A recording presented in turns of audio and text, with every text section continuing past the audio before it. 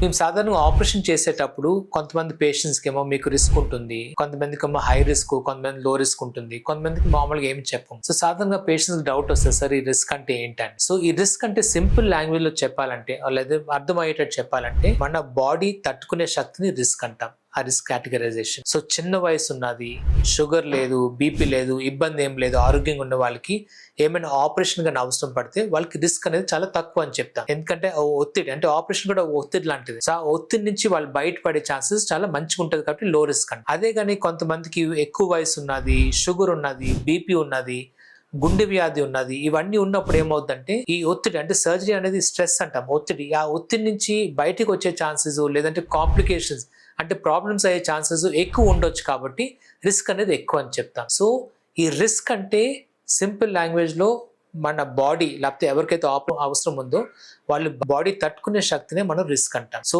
వ్యాధి ఏమి లేకుండా మంచిగా ఆరోగ్యంగా ఉంటే రిస్క్ తక్కువ ఉంటుంది, వాళ్ళకి ఇబ్బందులు ఎక్కువ ఉండదు అనుకుంటే రిస్క్ అనేది ఎక్కువ ఉంటుంది.